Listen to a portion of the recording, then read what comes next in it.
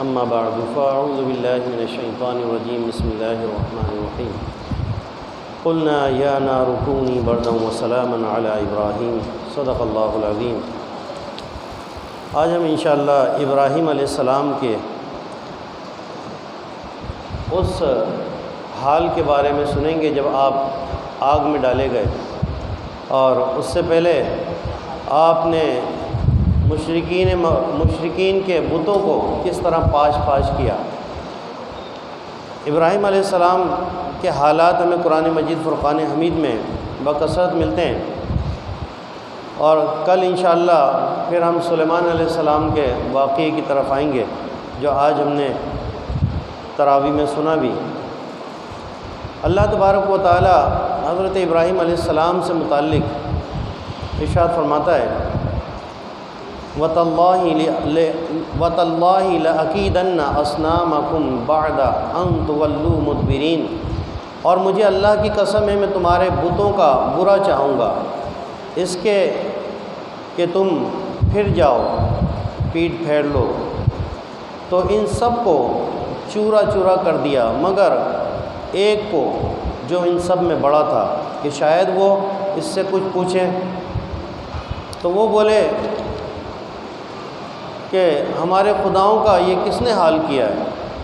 تو ان میں سے کسی نے کہا کہ ایک نوجوان ہے جس کا نام ابراہیم ہے، اسے ہم نے سنا ہے برا کہتے ہوئے۔ تو انہوں نے کہا، بولے کہ تو اسے لوگوں کے سامنے لاؤ، شاید وہ گواہی دے۔ قالوا اانت فعلت هذا بآلهتنا یا ابراہیم، بولے ابراہیم کیا تم نے ہمارے خداؤں کے ساتھ یہ کام کیا ہے؟ تو ابراہیم علیہ السلام نے حجت قائم کرنے کے لیے ان سے کہا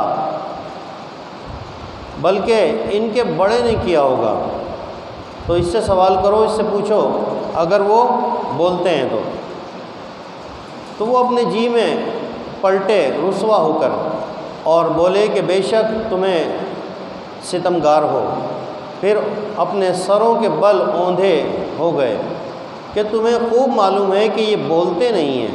کہا ابراہیم علیہ السلام نے ان سے کہا کہ تو کیا اللہ کے سوا ایسوں کو پوچھتے ہو جو تمہیں نہ نفع دے نہ نقصان؟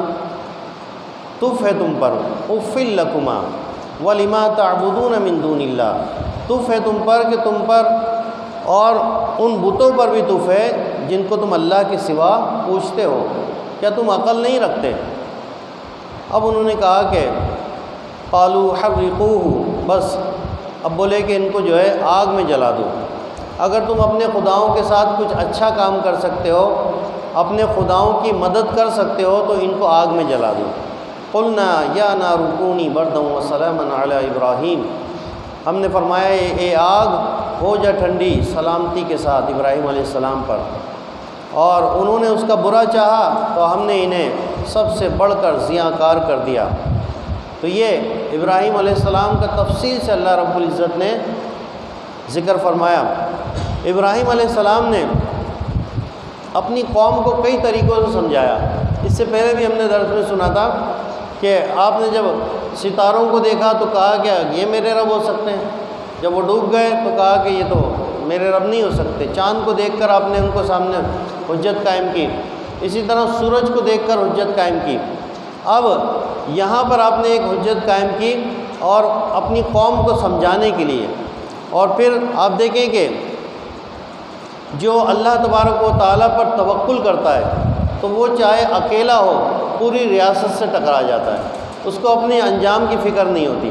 ابراہیم علیہ السلام اکیلے تھے اور کوئی ان کے ساتھ نہیں تھا، اور پوری قوم ہے اور ساری کی ساری قوم جو ہے بت پرستی پہ۔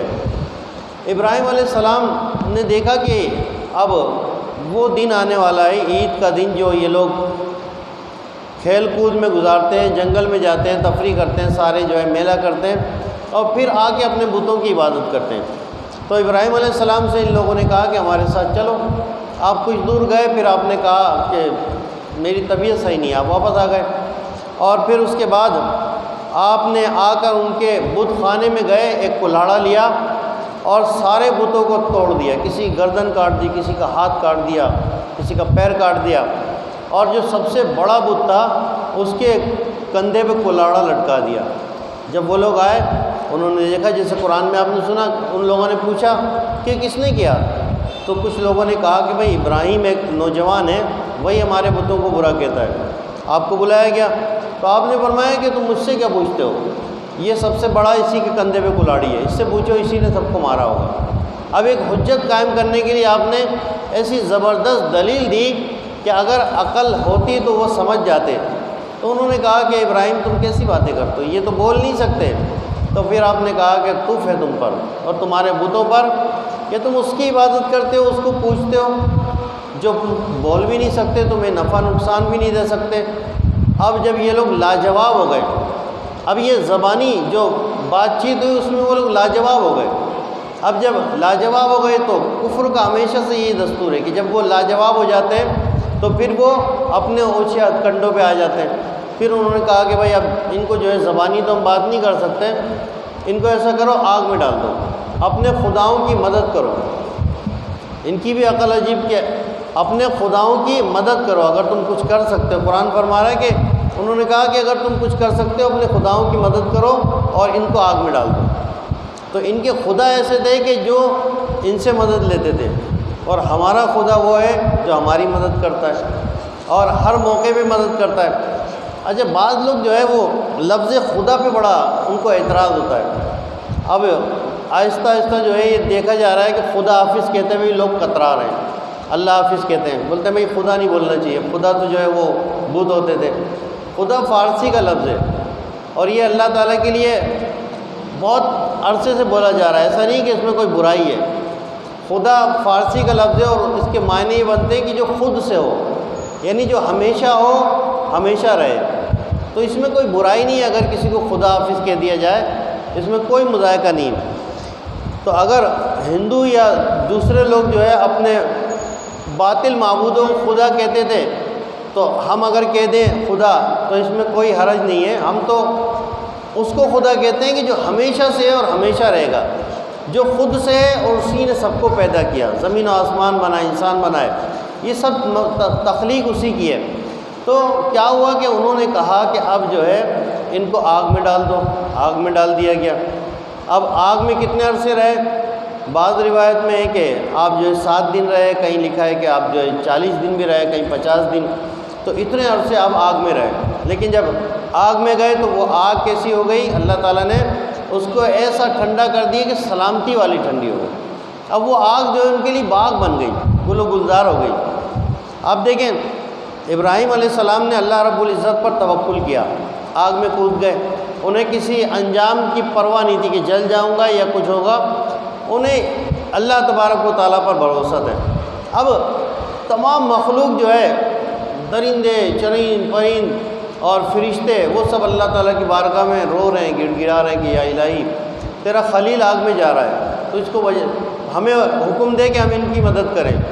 تو اللہ تعالیٰ نے فرمایا کہ اگر وہ تم سے مدد لیتے ہیں تو کرو ان کی مدد۔ اب ہوا کے فرشتے آ گئے، پہاڑوں کے فرشتے آ گئے، سب فرشتے بارش برسانے کے لیے آ گئے کہ بھائی آپ حکم کریں تو بارش برسا دیں۔ تو ابراہیم علیہ السلام نے، جبریل امین بھی اس وقت حاضر خدمت ہوئے کہ آپ بتائیے کہ آپ میں وہ مقام رکھتا ہوں، میں اس مقام تک جا سکتا ہوں جہاں تک کوئی نہیں جا سکتا، آپ مجھے بتائیں، میں آپ کے رب سے جا کے جو ہے آپ کی درخواست کر دوں گا۔ تو آپ نے فرمایا کہ نہیں، میرا رب میرے حال سے واقف ہے، وہ مجھے جانتا ہے اور وہ مجھے جس حال میں رکھے گا میں اس حال میں خوش ہوں۔ آپ نے ان سے مدد نہیں لی۔ اب یہاں پر جو ہے ایک نقطہ آپ کو میں بتاؤں کہ بعض لوگ جو ہے جن کے پیٹ میں توحید کی یہ ایک مروڑ اٹھتا ہے توحید کا، وہ ہر موقع پہ ہر واقعہ سنتے ہیں، قرآن کی آیت سنتے ہیں، تو اچھا قرآن پڑھنے والے بھی 2 طرح کے لوگ ہوتے ہیں۔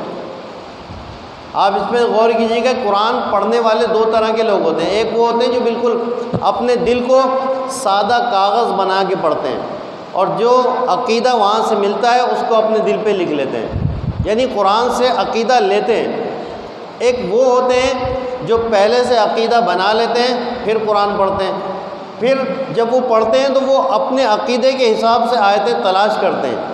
تو یہ لوگ جو ہے وہ لوگ ہیں جنہیں قرآن میں فرمایا یضل بہ کثیرا ویہدی بہ کثیرا، یہ یضل بہ کثیرا کے زمرے میں آتے ہیں کہ بہت سے لوگ ہیں جو قرآن پڑھ کے گمراہ ہو جاتے ہیں اور بہت سے لوگ ہدایت پا جاتے ہیں۔ تو گمراہ وہی ہوتے ہیں جو فاسقین ہوتے ہیں۔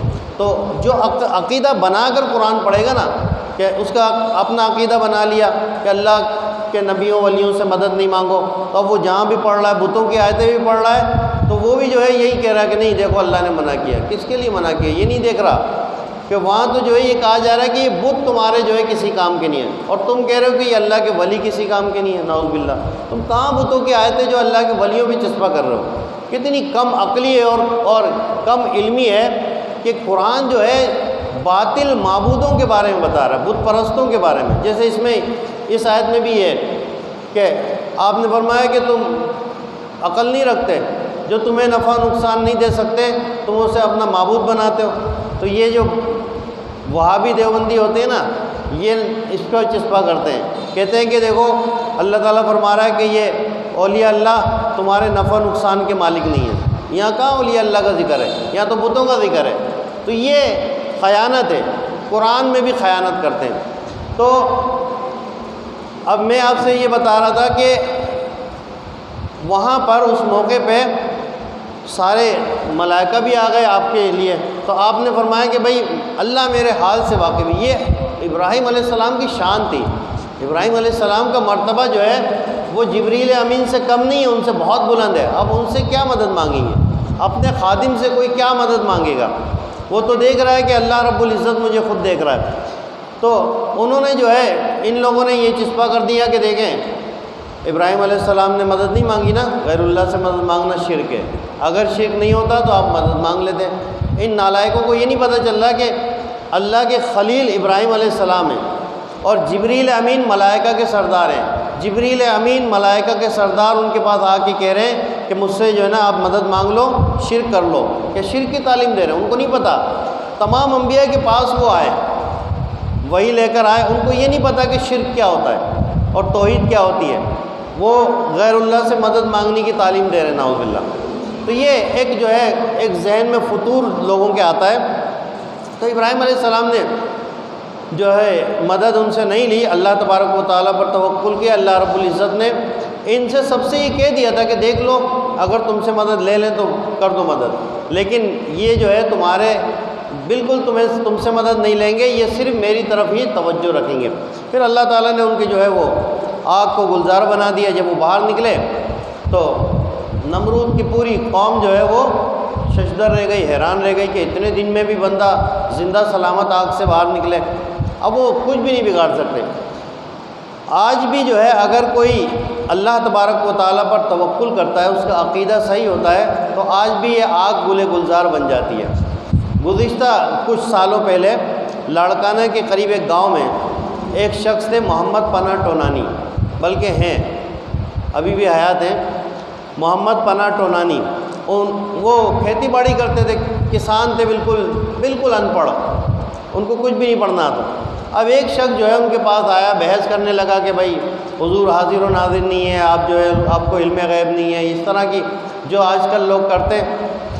تو انہوں نے کہا کہ بھائی دیکھو میں عالم نہیں ہوں، میں آپ سے مناظرہ نہیں کر سکتا ہے، میں آپ سے جو ہے یہ کر سکتا ہوں کہ آگ جلا لو، ہم دونوں کود جاتے ہیں آگ میں، جو سچا ہوگا وہ صحیح سلامت نکل آئے گا۔ اور یہ خبر جو ہے قومی اخبار میں چھپی تھی، میرے پاس اس کی کٹنگ کافی دن تک رکھی رہی، اور ایسی مطلب فرنٹ پیج پہ یہ خبر آئی تھی۔ یہ جو ہے انہوں نے کہا کہ اس طرح کر سکتا ہوں میں بحث نہیں کر سکتا۔ تو وہ شخص تیار ہو گیا، اچھا سارے گاؤں کے لوگ، آس پاس کے اطراف کے لوگ جمع ہو گئے، ایک بہت بڑا سا بھوسا، اس کے اندر آگ لگائی گئی۔ اب دونوں جو ہے اس میں کود گئے، محمد پناہ ٹونانی بھی کود گئے اور وہ بدبخت بھی کود گیا جو حضور پہ اعتراض کر رہا تھا۔ اب وہ تو فوراً ہی جیسے ہی گیا اسی وقت جو ہے وہ باہر نکلا اور پورا جسم اس کا جو ہے جھلس گیا، کپڑے جل گئے، اس کے جسم پہ آگ لگی ہوئی تھی، چیختا چلاتا وہ باہر نکل گیا۔ اب یہ باہر نہیں نکلے، لوگ بول رہے ہیں کہ یار یہ باہر نہیں نکلے، شاید ان کا تو بالکل ہی جو ہے خاتمہ ہو گیا ہوگا، یعنی یہ تو بالکل ختم ہو گئے ہوں گے، اتنی دیر ہو گئی، یہ تو فوراً ہی نکل آیا، تو اس کا یہ حال ہے۔ ہاسپٹل میں لے گئے، پورا جسم اس کا جھلس گیا تھا۔ اب تھوڑی دیر گزری کہ وہ باہر نکلے، اور ایسے نکلے کہ ان کے کپڑے بھی نہیں جلے تھے، بالکل فریش، اور باہر نکلے، انہوں نے پوچھا کہ وہ کہاں گیا، بتایا بھائی وہ تو جل گیا، وہ پھر دوبارہ آگ میں کود گئے۔ اب پھر باہر نکلے اور پھر لوگوں نے پوچھا کہ بھائی آپ دوبارہ کیوں کودے؟ کہہ رہے ہیں اتنا زبردست باغ تھا کہ وہاں سے نکلنے کا میرا جی نہیں چاہ رہا تھا، ایسا باغ کہ میں نے زندگی میں کبھی ایسا نہیں دیکھا، اس کی ٹھنڈک، اس کی جو ہے وہاں پر جو خوشبوئیں تھیں، اتنا لطف آ رہا تھا مجھے کہ میں باہر نکلا، مجھے مزہ نہیں آیا، پھر دوبارہ چلا گیا میں۔ تو آپ دیکھیں اس دور میں بھی اگر نبی پاک صلی اللہ علیہ وسلم کے سچے عاشق کسی سے مباہلہ کر لیں تو وہ اس دور میں بھی جو ہے جیت جاتے ہیں۔ اور بالکل ہمارا مسلک جو اہل سنت ہے، بریلوی مسلک، وہ حق پر ہے۔ آج کے اس بہت ہی گیا گزرا دور ہے، بہت ہی گیا گزرا دور ہے، لیکن اس دور میں بھی جو ہے آگ عاشقان رسول کو نہیں جلاتی، آگ آج بھی جو ہے اللہ کے حکم سے باغ بن جاتی ہے۔ اپنا عقیدہ پختہ رکھیں اور اپنے مسلک پہ قائم رہیں، اپنے علماء سے جو ہے رابطے میں رہیں، ادھر ادھر نہ جائیں۔ انشاءاللہ جب ہم مریں گے تو اللہ کی رحمت سے امید ہے کہ سرکار دو عالم صلی اللہ علیہ وسلم کی نظر کرم سے ایمان کے ساتھ بھی جائیں گے اور انجام بھی ہمارا اچھا ہوگا اور آخرت بھی انشاءاللہ اچھی ہوگی۔ اللہ رب العزت ہم سب کو عمل کی توفیق عطا فرمائے۔